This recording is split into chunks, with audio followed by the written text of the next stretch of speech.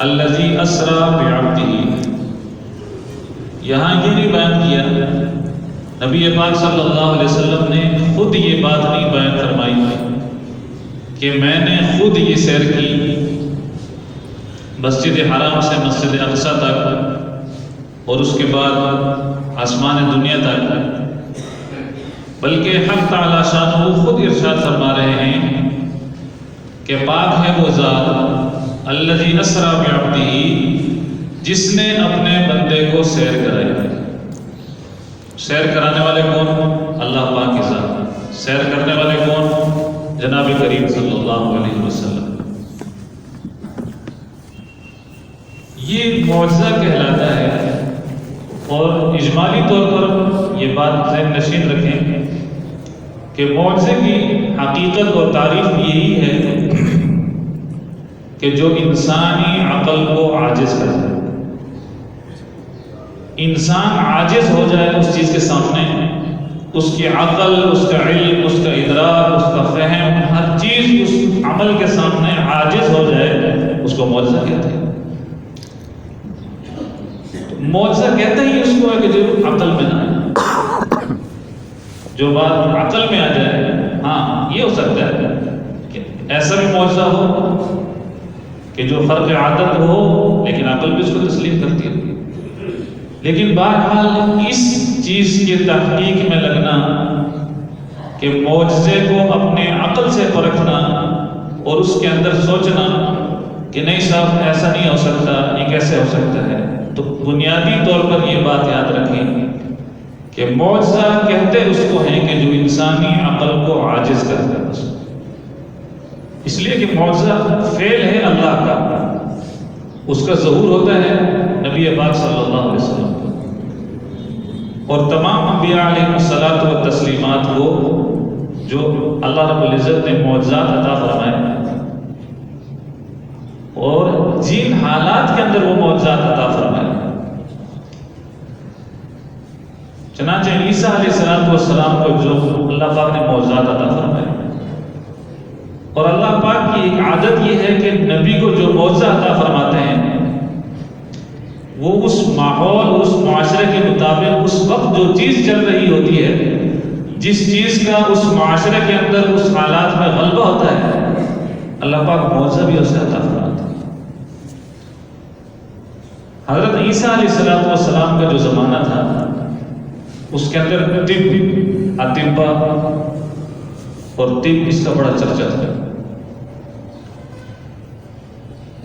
بڑے بڑے حکماء، اطباء جو ہے اس زمانے کے اندر اپنے فن کا مظاہرہ کرتے تھے اور علاج معالجہ کیا کرتے تھے۔ اس زمانے میں اس چیز کا بڑا چرچا تھا، تو اللہ رب العزت نے حضرت عیسیٰ علیہ السلام کو جو معجزہ عطا فرمایا وہ یہ معجزہ عطا فرمایا کہ حضرت عیسیٰ علیہ السلام اللہ کے حکم سے مردوں کو زندہ کر دیا کرتے تھے، بِإِذْنِ اللہ، خود نہیں، اللہ کے حکم سے۔ یہ ان کا معجزہ تھا۔ میں نے وہی بات عرض کی کہ جب بھی معجزے کی بات آئے گی، اب انسان سوچے کہ جی ایک بندہ دوسرے بندے کو کیسے زندہ کر سکتا، نہیں، معجزہ اللہ کا فعل ہوتا ہے، اس کا ظہور نبی پر ہوتا ہے۔ تو حضرت عیسیٰ علیہ السلام کو اللہ نے جو معجزہ عطا فرمایا وہ اللہ کے حکم سے مردوں کو زندہ کیا کرتے تھے۔ وَأُبْرِئُ الْأَكْمَحَ وَالْأَبْرَصَ وَأُحْيِي الْمَوْتَى بِإِذْنِ اللَّهِ، اللہ کے حکم سے مردوں کو زندہ کیا کرتے تھے۔ ایک یہ معجزہ عطا فرمایا۔ اب وہاں طب کا غلبہ تھا، اطباء تھے، تو دوسرا معجزہ اللہ نے عطا فرمایا کہ مادر ذات نبینہ، جس کی ماں کے پیٹ سے پیدا ہوتے ہی پیدائشی طور پر وہ نبینہ ہے، مادر ذات نبینہ، اس کی آنکھیں ہی، لیکن اللہ نے معجزہ عطا فرمایا۔ حضرت عیسیٰ علیہ السلام مادر ذات نبینہ کے چہرے پر، آنکھوں پر ہاتھ پھیرتے تھے، اللہ انہیں آنکھیں عطا فرمایا۔ یہ معجزہ ہے، اور اس سے بڑھ کر وَأُبْرِئُ الْأَكْمَحَ وَالْأَبْرَصَ، کوڑ اور برس کا جو مرض ہوتا ہے، یہ ایسا مرض ہے کہ جو انسان کی جلد کو خراب کرتا ہے، اس کے چہرے کو خراب کرتا ہے۔ تو اللہ نے حضرت عیسیٰ علیہ السلام کو یہ بھی معجزہ عطا فرمایا کہ کوڑ اور برس کے مریض پر جب وہ ہاتھ پھیرتے تھے اللہ انہیں شفا دیتا۔ تو میں عرض یہ کر رہا تھا کہ اللہ پاک کی عادت یہ ہے کہ اللہ پاک اپنے انبیاء علیہ الصلاۃ والتسلیمات کو جو معجزے عطا فرماتے ہیں اس معجزے کا تعلق اس ماحول سے ہوتا ہے، اس وقت سے ہوتا ہے، اس وقت جو چیز غالب ہوتی ہے، جس کی طرف لوگ زیادہ مائل ہوتے ہیں، وہ معجزہ عطا فرماتا ہے۔ تو حضرت عیسیٰ علیہ السلام کو اللہ پاک نے یہ معجزہ تھا۔ حضرت موسیٰ علیہ السلام کو جس زمانے میں حضرت موسیٰ علیہ السلام تشریف لائے تو اس زمانے میں جو جس چیز کا چرچا تھا بہت زیادہ، جو چیز اس معاشرے کے اندر رواج تھی، جادو کا بڑا زور تھا۔ چنانچہ حکومتی سطح پر ایک ٹیم ایسی بنائی جاتی تھی جو جادوگروں کی اعلیٰ قسم کی جو ہے وہ اس فن کے اندر مہارت رکھا کرتے ہیں، سرکاری طور پر اتنا اس وقت چرچا تھا۔ تو اللہ رب العزت نے حضرت موسیٰ علیہ السلام کو ان جادوگروں کے مقابلے میں جو معجزہ عطا فرمایا، ان معجزات میں سے ایک معجزہ وہ تھا عصا والا، جس کا ہم ذکر سنتے ہیں کہ حضرت موسیٰ علیہ السلام لاٹھی پھینک رہے ہیں، وہ اژدہا اور سانپ۔ اچھا، جو فن کا ماہر ہوتا ہے اس بندے کو یہ بات سمجھ آ جاتی ہے کہ اس چیز کا تعلق اس فن سے ہے یا نہیں۔ جب حضرت موسیٰ علیہ السلام نے لاٹھی پھینکی زمین پر تو وہ اژدہا بن گیا، سانپ بن گیا۔ اب جو اس جادو کے فن کے ماہر تھے ان کو یہ بات سمجھ آ گئی کہ یہ جادو نہیں ہے، یہ کوئی اور چیز ہے۔ وہ سمجھ گیا، اس لیے کہ وہ اس فن سے واقف تھے، اس علم سے وہ واقف تھے۔ وہ سمجھ گئے کہ اس علم جو ہم جانتے ہیں جادو کے حوالے سے اس کے قریب یہ کوئی چیز نہیں ہے، یہ کوئی فرض عادت چیز ہے، وہ معجزہ ہے۔ اس لیے مفسرین روایات میں یہ بات ذکر کرتے ہیں کہ جادوگر جب مقابلے کے لیے آئے اور اپنا اس وقت کا جو ان کا طریقہ کار ہوگا اس مشابہات اور اس لباس میں آئے، مقابلہ ہو رہا تھا، تو جب انہوں نے دیکھا کہ یہ عصا جو ہے یہ سانپ بن گیا ہے اور ان کو یہ بات سمجھ آ گئی کہ یہ جادو نہیں ہے، یہ کوئی اللہ کی طرف سے کوئی خلق عادت چیز ہے، تو انہوں نے فوراً یہ بولا آمنا برب موسیٰ، کہ ہم ایمان لائے حضرت موسیٰ علیہ السلام پر۔ گھر سے وہ مقابلہ کرنے کے لیے آئے تھے۔ مفسرین لکھتے ہیں کہ وہ نبی کی شباہت اختیار کر کے آئے تھے، مقابلے کے لیے آئے تھے۔ اس وقت مقابلے کا جو طریقہ ہوگا، لیکن بہرحال وہ نبی کی شباہت اختیار کر کے آئے تھے۔ اللہ نے اس نبی کی شباہت کی وجہ سے انہیں ایمان عطا فرمایا۔ پھر فرعون نے ان کو جو دھمکی دی کہ میں تمہارے ہاتھ کاٹ دوں گا، لَأُقَطِّعَنَّ أَيْدِيَكُمْ وَأَرْجُلَكُمْ مِنْ خِلَافٍ، دائیں ہاتھ بائیں پاؤں کاٹ دوں گا۔ انہوں نے کہا جو مرضی کر لو، سولی چڑھانا ہے تو سولی چڑھا دو، پاؤں کاٹنے ہیں تو پاؤں کاٹ دو، ہاتھ کاٹنے ہیں تو ہاتھ کاٹ دو، لیکن ہم سمجھ گئے ہیں کہ یہ جادو نہیں ہے، یہ اللہ کی طرف سے کوئی معجزہ ہے، اس لیے ہم ایمان لائے۔ تو میرے محترم بھائی دوستو، معجزہ اس چیز کو کہتے ہیں۔ میں عرض یہ کر رہا تھا کہ معجزے کی تعریف یہ ہے کہ جو انسانی عقل کو عاجز کر دے، اس کو معجزہ کہا جاتا ہے۔ تو حضرت موسیٰ علیہ السلام کو اللہ نے معجزہ عطا فرمایا۔ نبی کریم صلی اللہ علیہ وسلم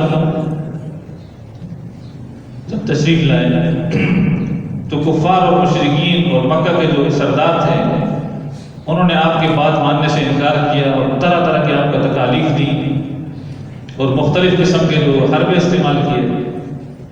ان حالات میں آپ صلی اللہ علیہ وسلم پر یہ معراج کا جو معجزہ ہے اس کا ظہور ہوا۔ اور اس کا ظہور کیسے ہوا کہ نبی پاک صلی اللہ علیہ وسلم کے ذریعے سے ان کفار کو یہ پیغام دینا تھا کہ اللہ رب العزت کی طاقت اور قدرت اس بات پر قادر ہے کہ خرق عادت اور خلاف عادت کوئی بھی امور اس کا نبی سر انجام دے سکتا ہے، فعل اللہ کا ہوتا ہے، ظہور نبی پاک صلی اللہ علیہ وسلم کے ہاتھ پر۔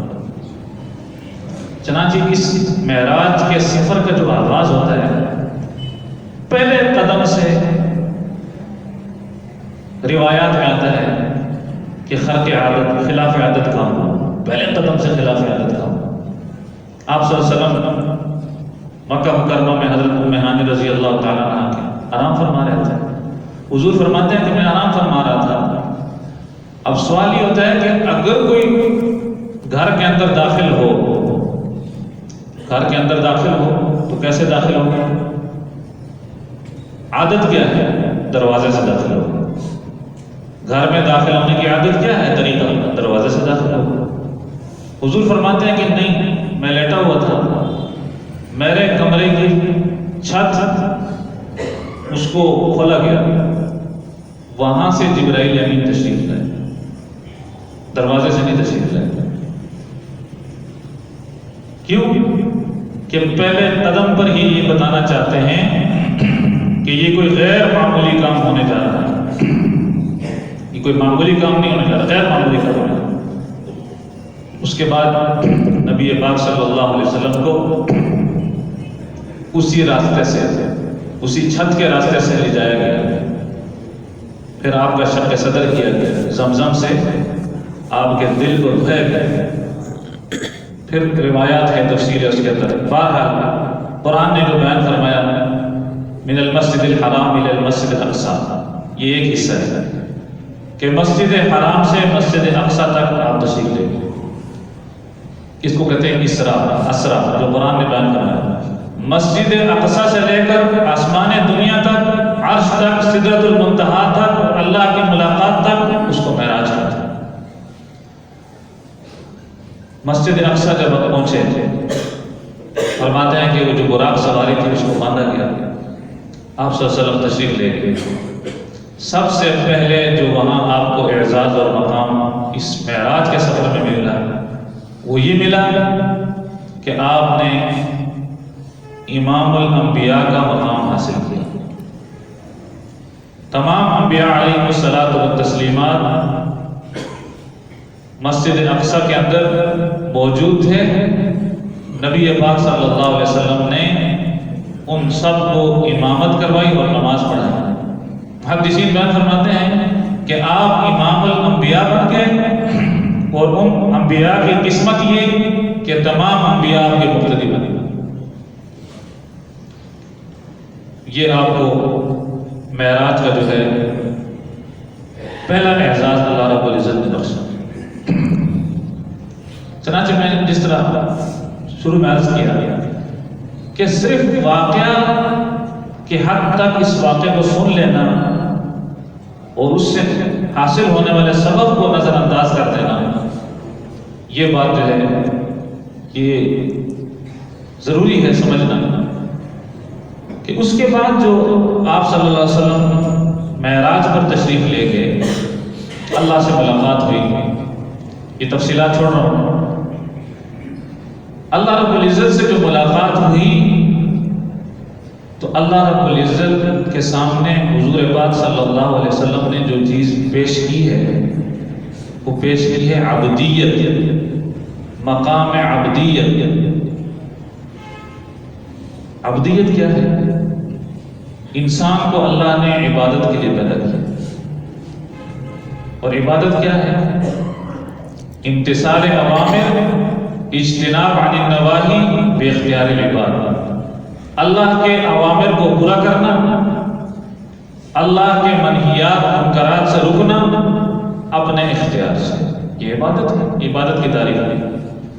انسان مجبور نہیں ہے، اس کو اختیار دیا ہے۔ نبی پاک صلی اللہ علیہ وسلم جب تشریف لے گئے، محدثین بیان فرماتے ہیں کہ اللہ رب العزت نے پوچھا اے میرے حبیب صلی اللہ علیہ وسلم کیا لے کر آئے؟ حضور تو لینے گئے تھے اللہ کے پاس.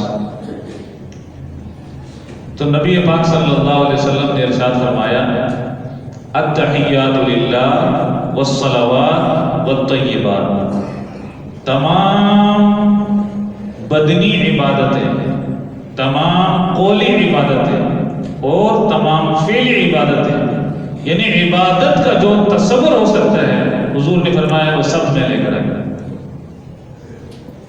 انسان بدن کے ذریعے عبادت کر سکتا ہے، اللہ کو راضی کر سکتا ہے، اپنے قول کے ذریعے اللہ کو راضی کر سکتا ہے، اپنے فعل کے ذریعے اللہ کو راضی کر سکتا ہے. حضور نے فرمایا کہ میں بدنی عبادتیں، مالی عبادتیں اور قولی عبادتیں سب لے کر.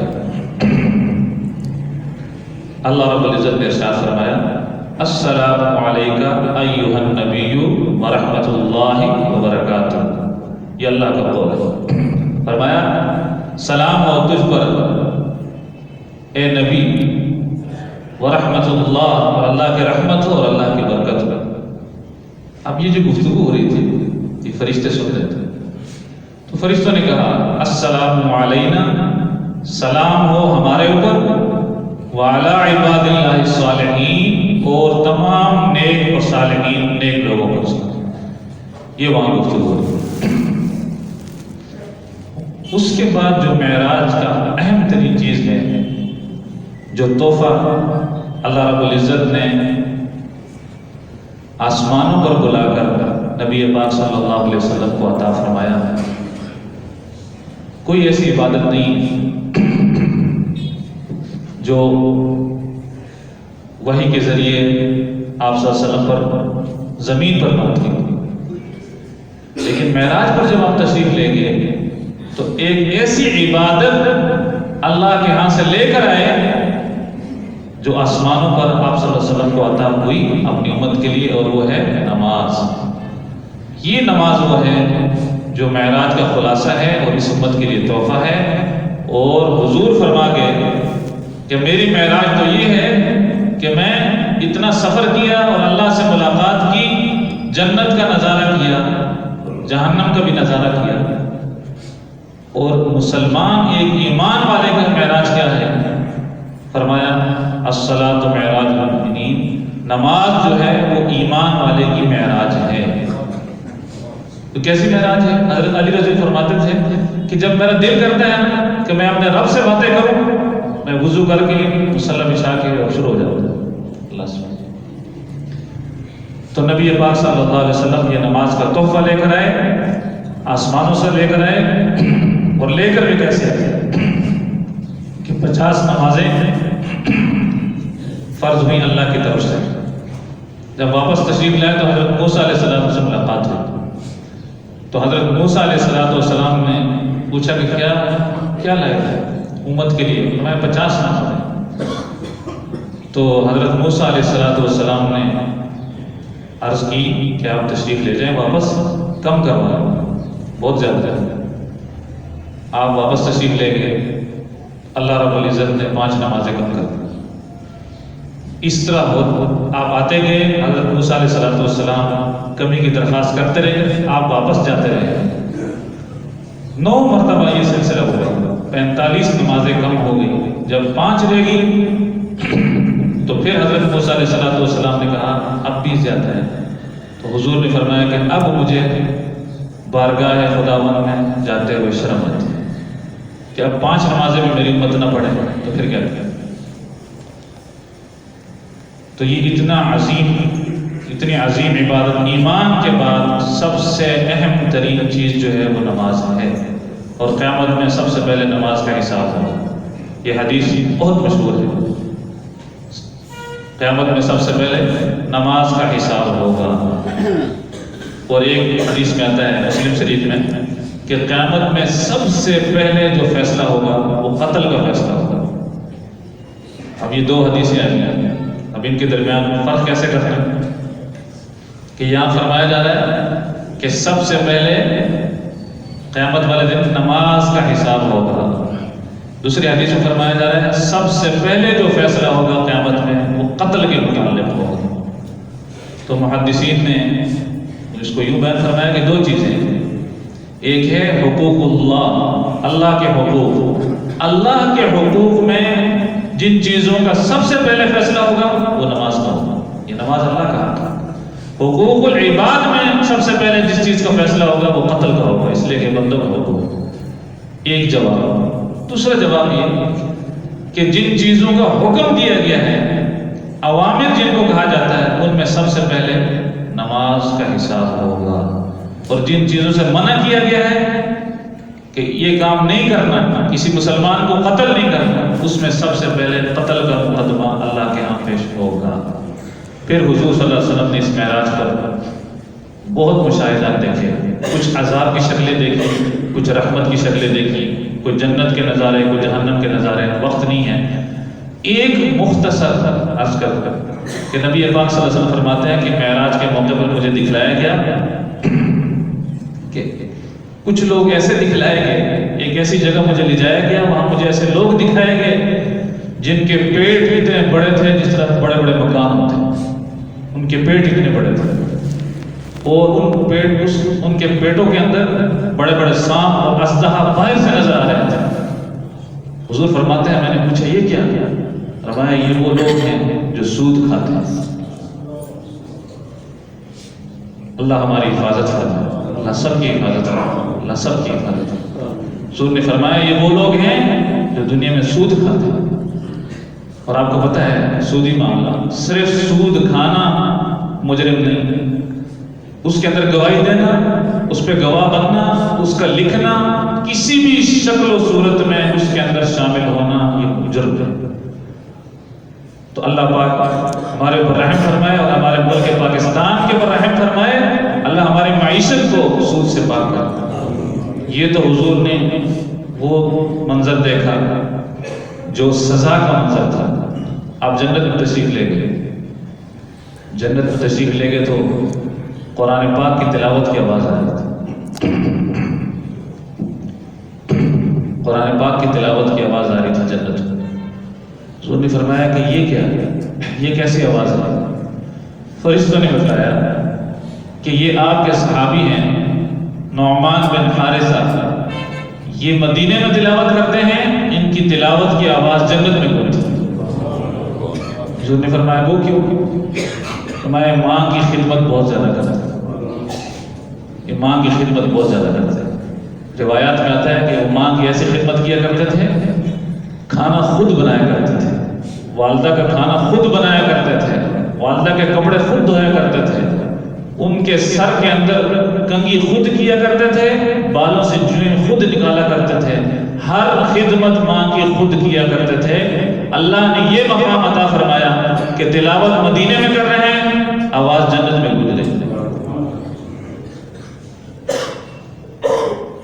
میرے محترم بھائی دوستو، آج ہمارے کتنے گھروں میں یہ جھگڑا ہے، ایک کہتا ہے تو کر، دوسرا کہتا ہے تو کر، بیٹا صبح نکل جاتا ہے، اور بعضوں کو تو یہ توفیق بھی نہیں ہوتی کہ گھر سے نکلتے ہوئے والدین سے اجازت لے لیں، ان سے دعاؤں کی درخواست کر لیں، سلام کر لیں، اپنے کمرے سے نکلے دروازے سے اوکے، نوکر کو کہا تو کر دے، دوسرے کو کہا تو کر دے، ایک نے کہا تو کر دے۔ ماں کی خدمت، ماں باپ کی خدمت، یہ جن کے نہیں ہیں ان کو پتہ ہے۔ والد کو جنت کا درمیان کا دروازہ حضور نے فرمایا کہ جو جنت کے درمیان میں راستے سے جنت میں جانا چاہتا ہے، والد کی خدمت کا۔ ماں کے تو قدموں کے نیچے جنت ہے۔ یہ ہے وہ تعلیمات جو معراج سے نبی پاک صلی اللہ علیہ وسلم ہمارے لیے لائے، اس امت کے لیے لائے، اور جو سب سے بڑا پیغام ہے کہ نماز کفر اور ایمان کے درمیان فرق اگر کوئی چیز کرتی ہے تو وہ نماز کرتی ہے۔ اس لیے نماز کا خصوصی اہتمام اس لیے کرنا کہ فرمایا کہ جو بے نمازی ہے کل قیامت کے دن اس کا حشر فرعون، شداد، نمرود، یہ بڑے بڑے جو ہیں ان کے ساتھ کھڑا ہوگا۔ اللہ حفاظت فرمائے، اللہ حفاظت فرمائے۔ کچھ لوگ وہ ہوں گے جو نبیوں کے ساتھ ہوں گے، کچھ وہ ہوں گے جو صحابہ کے ساتھ ہوں گے، کچھ وہ ہوں گے جو صالحین نیک لوگوں میں ہوں گے، کچھ وہ ہوں گے جو ان بدبختوں کے ساتھ ہوں گے۔ اور بعض روایات میں آتا ہے کہ دنیا میں جس نے نماز نہیں پڑھی قیامت کے دن اللہ اس کی کمر کو تختہ بنا دیں گے، وہ جھک بھی نہیں سکے گا، اللہ کے سامنے جھکنا بھی چاہے گا تو نہیں جھک سکے۔ تو میرے محترم بھائیو، 100% نمازی اپنے گھروں کے اندر نماز کا اہتمام کرنا، دکان پر ہیں اذان ہو رہی ہے کوئی بات نہیں، قربانی دیں، اللہ اتنا رزق دے گا کہ انسان تصور نہیں کر سکتا۔ دکان کی وجہ سے نماز چھوڑ دینا یہ سمجھ سے باہر ہے، لیکن نماز کی وجہ سے کاروبار چھوڑ دینا یہ سمجھ میں آئے۔ قرآن نے کہا رجال لا تلہیہم، صحابہ تھے، فرمایا رجال لا تلہیہم تجارت ولا بیع عن ذکر اللہ، ایسے لوگ ہیں کہ اللہ کی یاد سے، اللہ کے ذکر سے نہ تو ان کو تجارت غفلت میں ڈالتی ہے، نہ ان کو بیع و خرید وإقام الصلاۃ وإیتاء الزکاۃ، نماز بھی پڑھتے ہیں، زکوٰۃ بھی عطا کرتے ہیں۔ تو اللہ رب العزت سے دعا ہے کہ اللہ پاک ان تعلیمات پہ عمل کرنے کی توفیق عطا فرمائے۔ وآخر دعوانا الحمدللہ رب العالمین۔